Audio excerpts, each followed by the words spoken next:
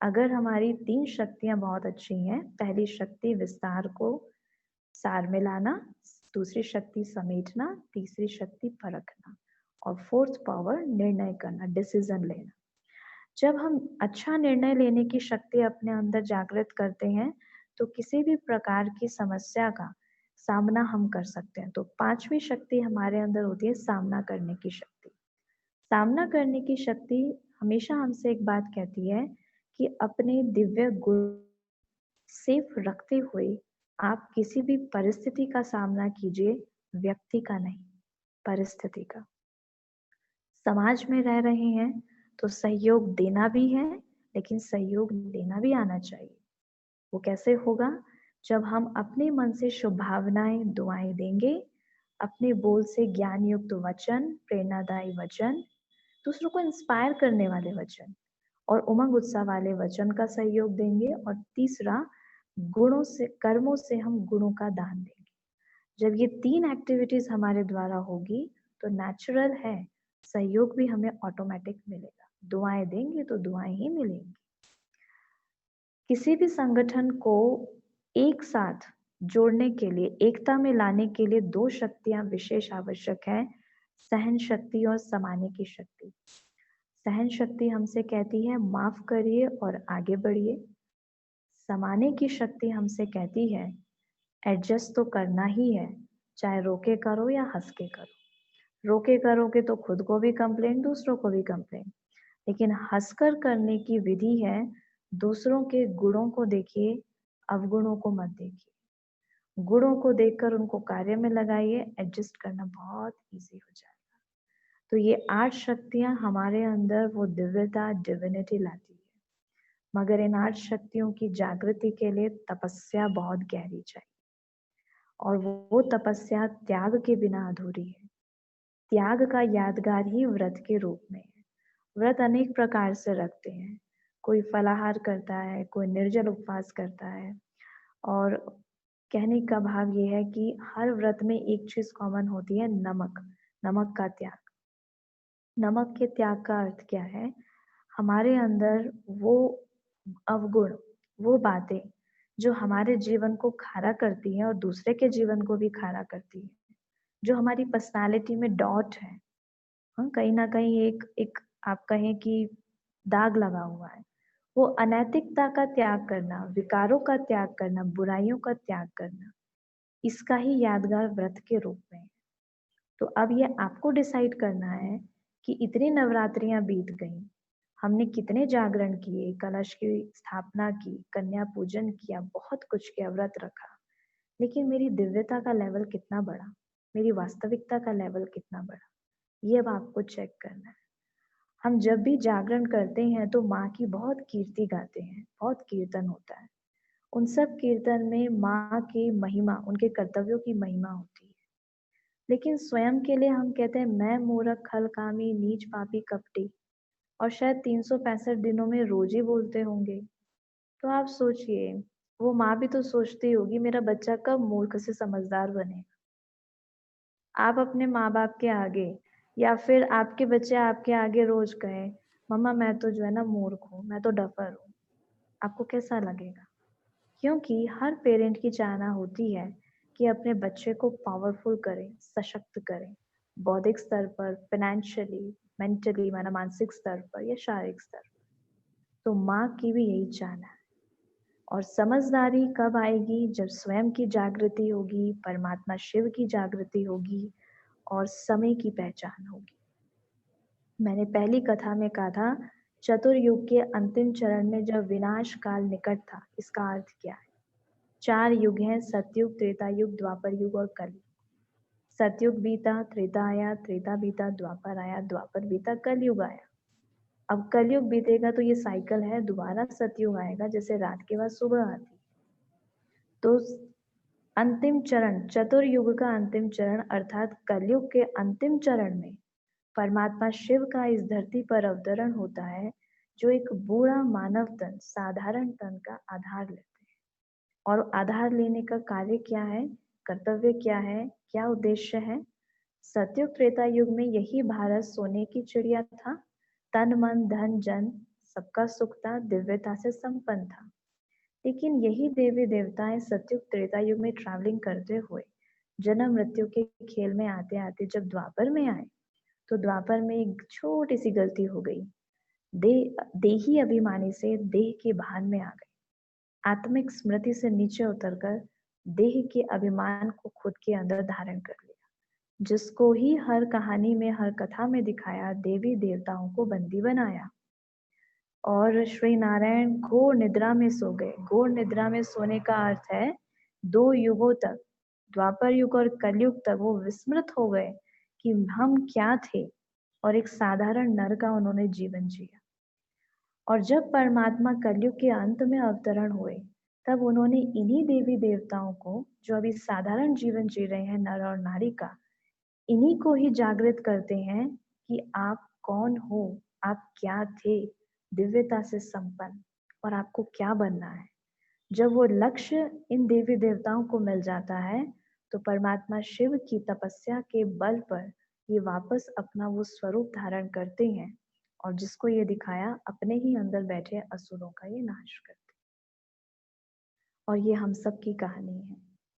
कलयुग को आध्यात्मिक भाषा में कहा जाता है रावण राज्य। और रावण के राज्य में आप सभी जानते हैं, सोने की लंका थी, लेकिन राज्य के अंदर ना उसका परिवार सुखी था, ना वो खुद। पांचों तत्व उनके कंट्रोल में थे। रावण को कभी असुर की उपाधि नहीं दी गई, ब्राह्मण विद्वान की उपाधि दी। रावण माना बुराइयों का सिंबल, अपवित्र गृहस्थ का सिंबल। 10 शानन उनको कहा गया, अर्थात 10 मुख। 5 नर के, 5 नारी के, माना 5 विकार नर के, 5 विकार नारी के। आज गृहस्थ में विकार ज्यादा है, इसलिए खींचातानी, जोर जबरदस्ती, तेरे मेरे का भाव बहुत ज्यादा है। तभी हम देखते हैं डाइवोर्स केसेस भारत में कितने ज्यादा बढ़ रहे हैं। जॉइंट फैमिली से न्यूक्लियर फैमिली सिस्टम बन गया है, उसमें भी लोगों को शांति नहीं है, क्योंकि हर तरफ पूरे विश्व में रावण का राज्य फैला हुआ है। आज के समय में आप कितने भी रिच पर्सन से मिल जाइए, उसके जीवन में जाके दुख ही दुख नजर आएगा। पांचों तत्व हमारे कंट्रोल में है।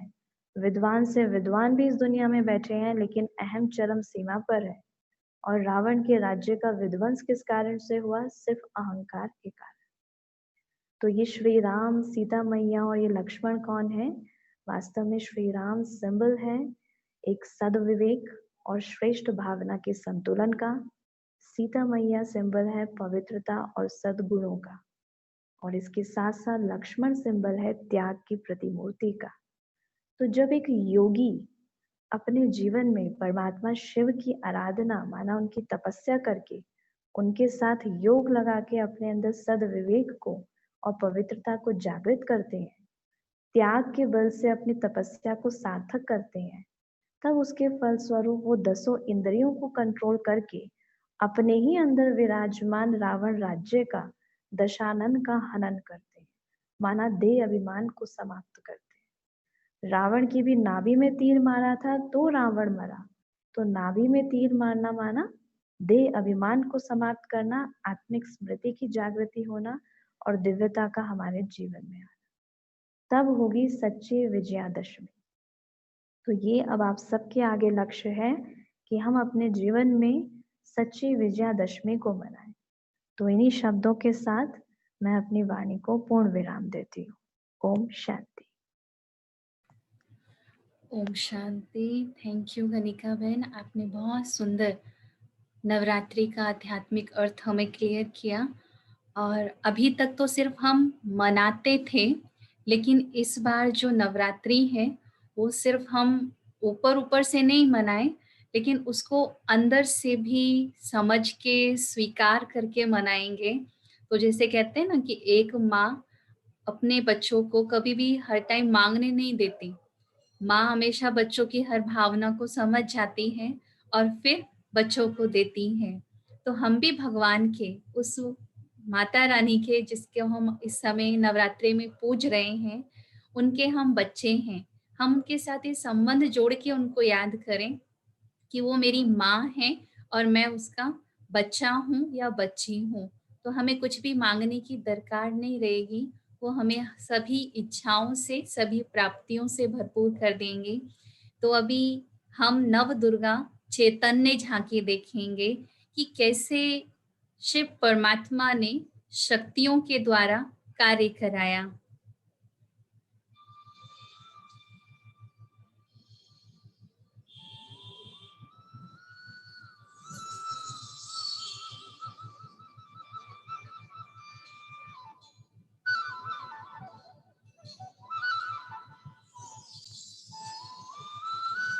आत्मानं सृजाम्यहं परित्राणाय साधूनां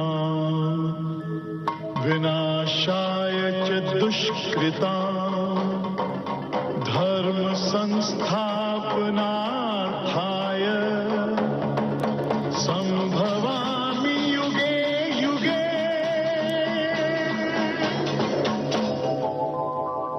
निजानंद रूपम शिवोहम शिवोहम ज्ञान स्वरूपम शिवोहम शिवोहम प्रकाश स्वरूपम शिवोहम शिवोहम।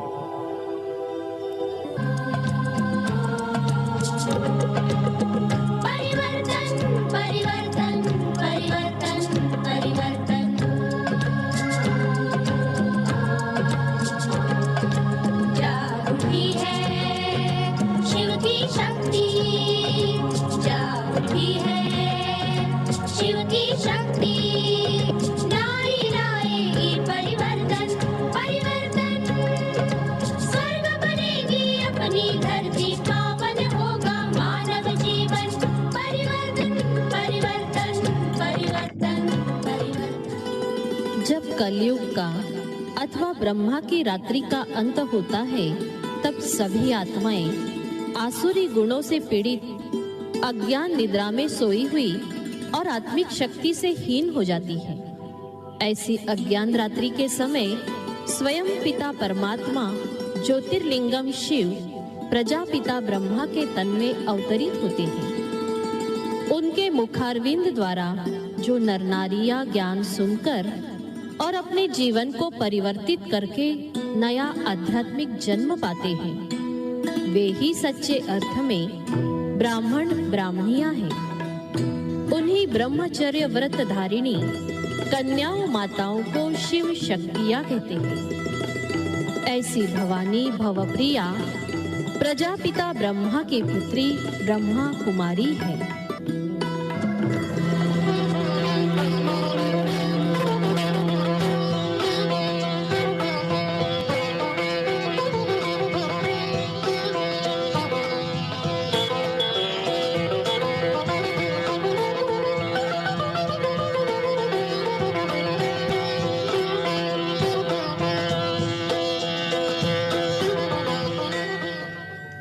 वात्सल्य की प्रतिमूर्ति, जिनके ध्यान मात्र से ही जन्म जन्म की दरिद्रता का नाश हो जाता है। सागर से उत्पन्न धन की देवी कमला सिनी माँ धनलक्ष्मी है। वैभव प्राप्ति करा के भी वैभव की विलास से मुक्त थी। जैसे कमल का फूल कीचड़ में रहते भी अलिप्त रहता है।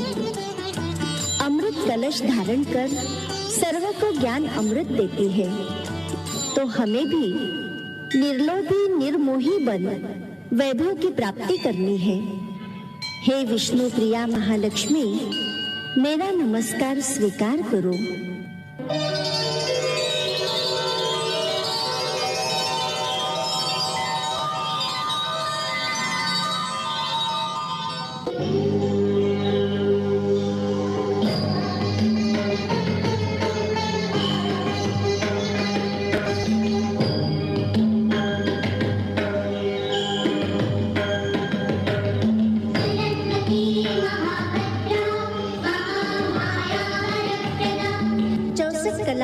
अधिष्ठात्री विद्यादायिनी माते, आपकी स्नेहमयी दृष्टि से हमारी तुच्छ बुद्धि जागृत होती है। ज्ञान विना की तार छेड़कर संसार को प्रगति के पथ में ले जाती है। हाथ में वीणा और शास्त्र धारण करने वाली श्वेत वस्त्रधारी हंस वाहिनी माँ सरस्वती सनातन सत्य, सद्ज्ञान, सद्बुद्धि की अधिपति है। माँ, आप यथार्थ निर्णय शक्ति, परम शक्ति की वरदाता हो। हे माँ शारदे, आप कला और विज्ञान का पवित्र संगम हो।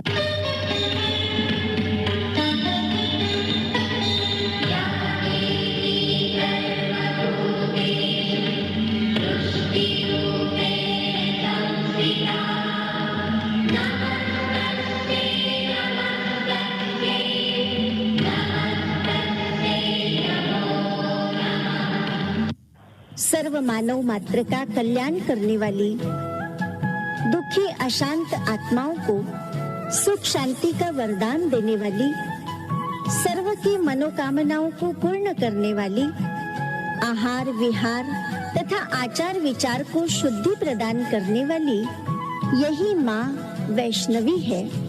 हे माँ अम्बे, जैसे दीपक चहुं ओर का अंधकार हरकर प्रकाश कर रहा है, आप भी हमारे जीवन में प्रकाश कर दो। हमारे अज्ञान अंधकार को हर कर हमारे दुख दूर कर दो। हे माँ, हमें शक्ति दो, हमें शांति दो। हे माँ जगदम्बे, हम आपको भावपूर्ण नमन करते हैं।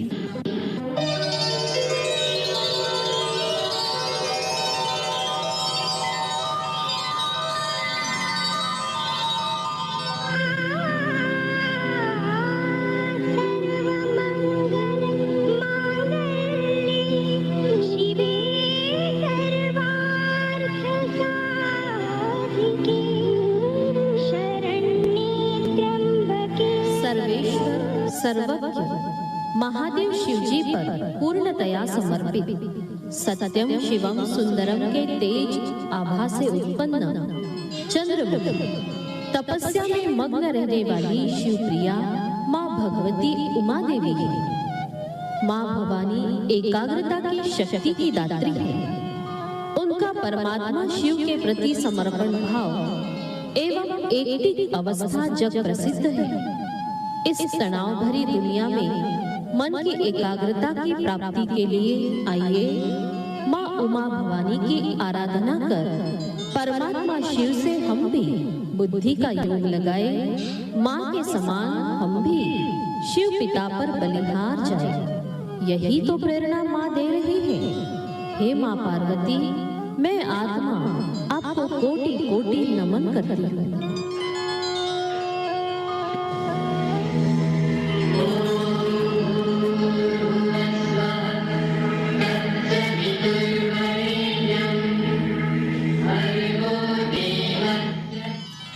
सर्वशास्त्रमयी वेदों की अधिपति जीव आत्माओं को सन्मार्ग पर प्रेरित करने वाली वेद माता ही देवी गायत्री है। शक्ति, बुद्धि और सिद्धि की दाता आप त्रिशक्तियों की वरदानी हो। त्रिकालदर्शी, त्रिनेत्री हे जननी, आप प्रतिकूल वातावरण और विषम परिस्थितियों के बीच भी अचल आत्मस्थिति की प्रतीक है। निराश न होकर बुलंद हौसले और सर्व का उमंग उत्साह बढ़ाने वाली शिव शक्ति हो।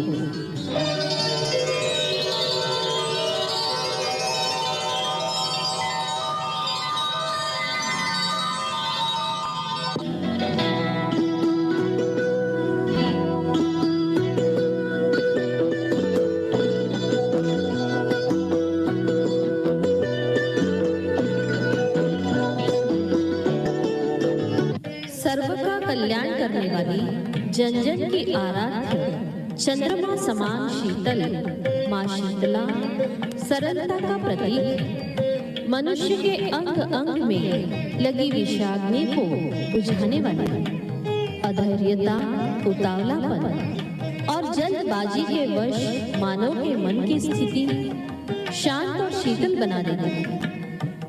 ऐसे सर्व को उमंग उत्साह से भरपूर करने वाली माँ ममतामयी मीनाक्षी देवी है।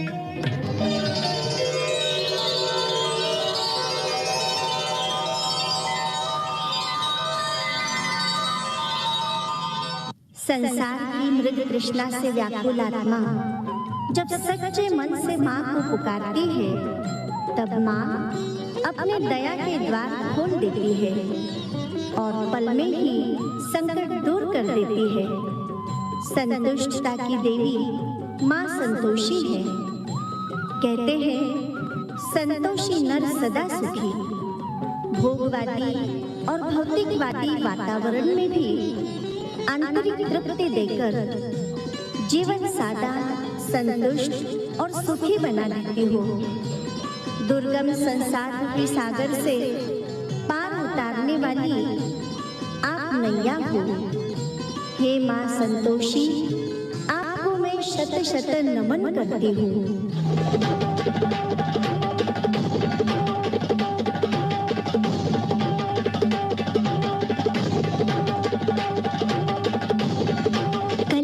कलुषितता जब चरमोत्कर्ष पर पहुंच जाती है, पाप और अत्याचार से धरती भी कांपने लगती है, तब ऐसी काल रात्रि में मनुष्यों को काल के पंजे से छुड़ाने के लिए माँ शक्ति रौद्र रूप धारण करती है। सूर्य के समान तेज आभा से दैदीप्यमान रौद्र रूपा खड्ग खप्पर धारिणी कपालिनी, ये माँ काली है।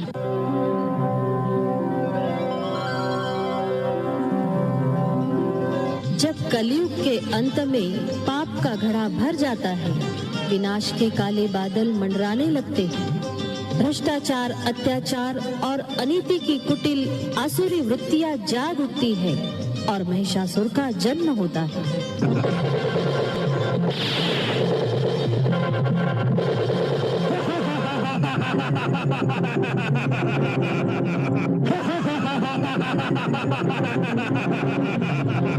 मैं महिषासुर हूँ। सारी सृष्टि पर मेरा ही साम्राज्य है।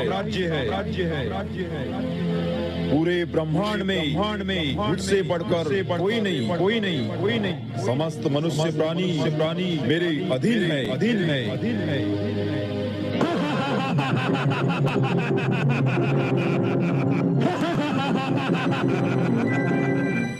जब धराकर आसुरी वृत्तियों का तांडव होने लगता है, मनुष्य आत्माएं भय, दुख, अशांति से तड़पने लगती है और इनसे मुक्ति के लिए शक्तियों का आवाहन करती है।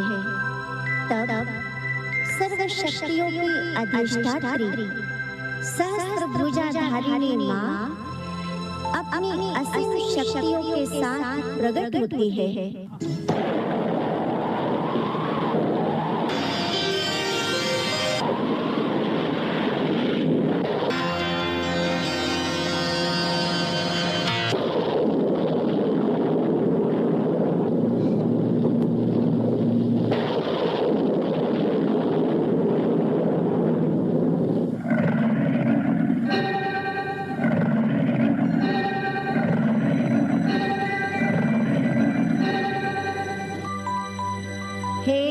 महिषासुर साम्य, युद्ध कर मुझसे, क्यों छुपा है कायर?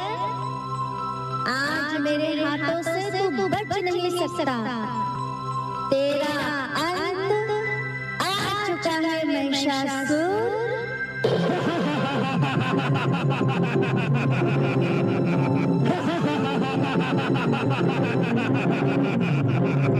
हे देवी, इन कोमल हस्तों से तू मुझे क्या मारोगी?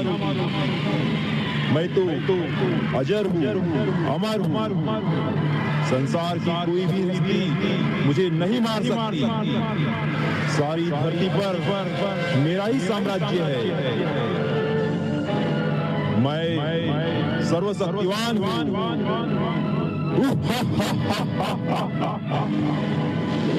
सभी नर नारी मेरे गुलाम है। तू अपने आप को मुझे सौंप दे।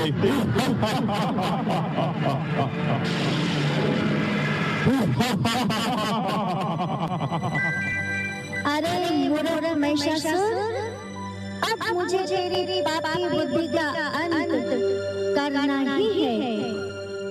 मुझे सर्वशक्तिमान शिव पिता ने तुझ जैसे पापियों का संहार करने के लिए ही भेजा है। चल ले संभल तू।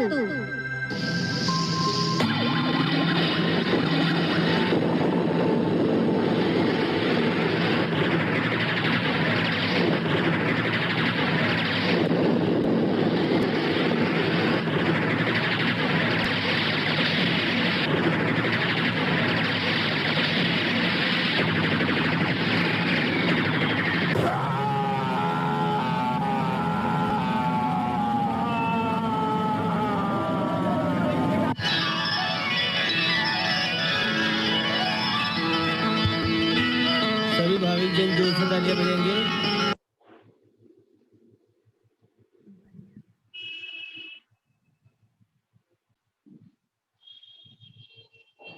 ओम शांति। तो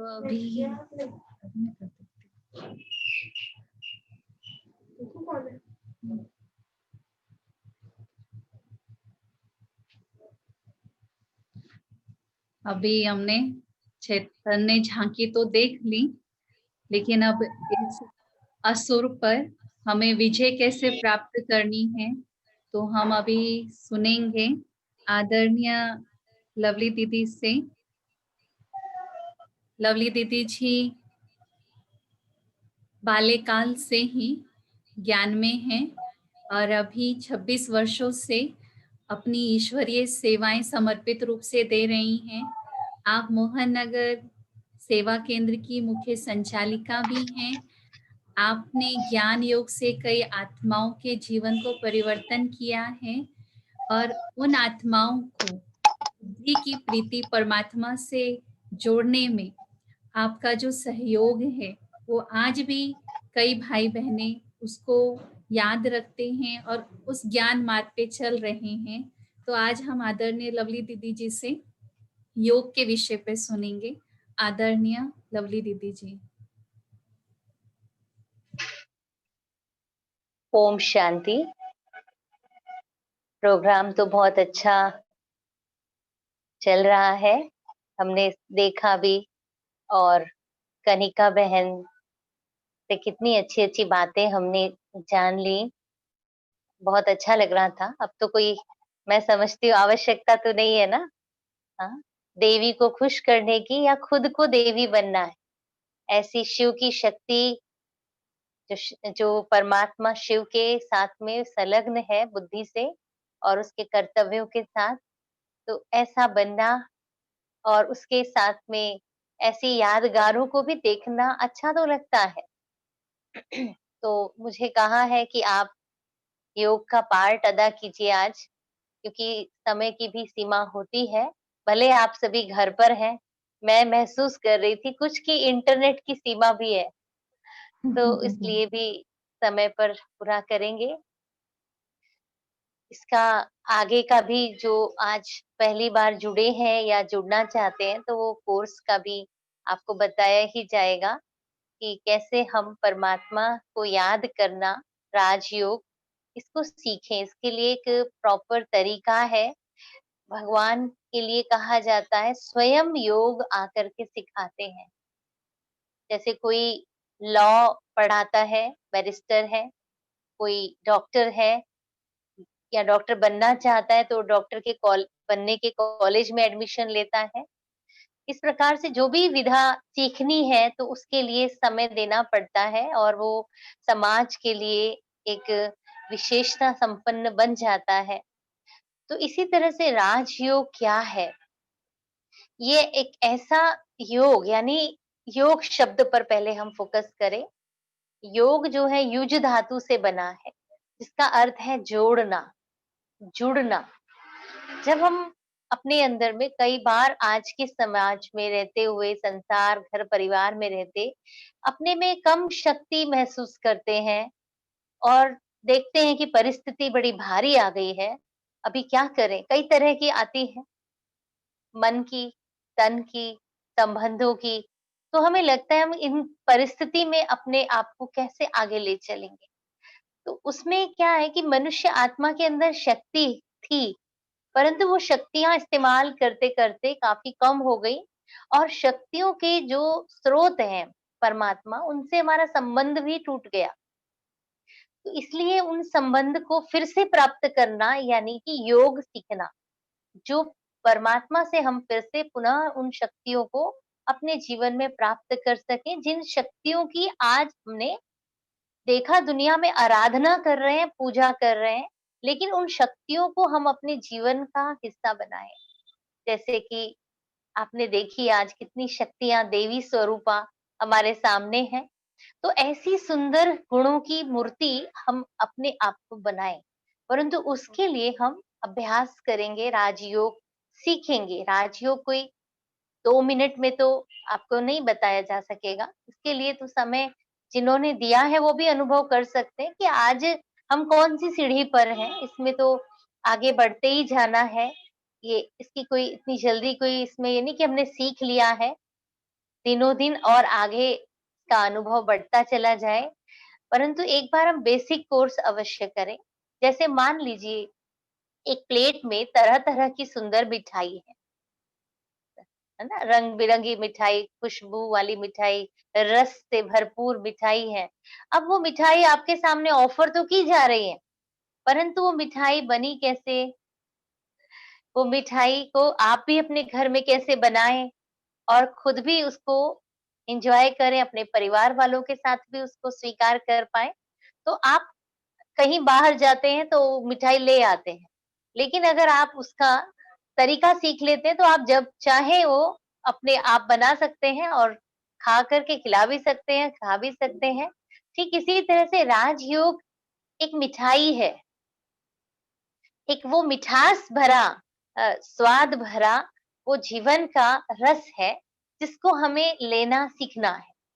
सिर्फ आज आपको कोई खिला दे, स्वीकार करा दे तो आपको उसके लिए साथ में तो मज़ा आएगा ही, परंतु क्यों ना उस मिठाई को हम अपने घर में भी बनाएँ और अभी तो इतना अच्छा समय है, सब कुछ घर पे ही बैठ के हो रहा है। तो चलिए उस मिठाई को अपने अंदर में भरपूर होकर के बनाएँ और स्वीकार करते हैं। सबसे पहले अपने आप को समझना है मैं कौन हूँ? ये जो रूप दिखाई दे रहा है, ये मेरा शरीर है और मैं इससे भिन्न हूँ। शरीर को चलाने वाली मैं चमकती हुई ज्योति बिंदु आत्मा। आत्मा मस्तक के मध्य यहाँ विराजमान है, जिसको कहते हैं भ्रकुटी। कहते भी है ना इसका माथा कुछ बोलता है, चमक रहा है। जो कई लोग तो इस प्रकार की स्टडीज करते हैं, ज्योतिष को पढ़ते हैं, कहते हैं माथे से ही बता देते हैं। तो असल में क्या है कि जो मस्तक में विराजमान मैं आत्मा हूँ, मैं अपनी कर्मेंद्रियों को प्रयोग करती हूँ। सारा दिन हम कर्म करते, बोलते, सुनते, देखते, कभी हम शांत होके बैठ जाए। मैं आत्मा इन कर्म इंद्रियों के भीतर आज थोड़ी देर अपने घर में, ये तन मेरा मकान है और मैं मकान की मालिक, मकान मालिक। तो मकान मालिक भीतर है, परंतु आज वो बड़ा ही खुश है, प्रसन्न है, शांत होकर के बैठा है। चारों तरफ देखते हैं, सुनते हैं बातों को, थक जाते हैं। कभी-कभी अपने घर में आराम जब हम चाहते हैं तो घर का दरवाजा ही ना खुले या घर में हम आराम ही ना पाएँ, तो ऐसा तो नहीं होता ना। कहीं से भी आएँगे कहते हैं east, west, home is the best. तो सबसे पहले इस तन के अंदर मैं आत्मा अलग हूँ ये महसूस करते हुए अपने सत्य स्वरूप में मैं आत्मा हूँ, चमकता हुआ सुंदर सितारा हूँ, जो उन कर्मेंद्रियों को प्रयोग करके इससे डिटैच हो रहे हैं हम। चलें आप जैसे देखते हैं बड़ी ऊंची मंजिल की इमारत है, आप उसमें लिफ्ट में प्रवेश हो गए हैं और वहां से आप ऊपर की तरफ जा रहे हैं। सारी जो बाहर की बातें हैं, नीचे की बातें हैं, उनको छोड़कर और ऊपर की ओर अपने मकान में, अपने फ्लोर में आप पहुंच रहे हैं। तो इसी तरह से ये शरीर मेरा टेम्पररी एड्रेस है और मेरा जो असल घर है, असली घर है, वो सूरज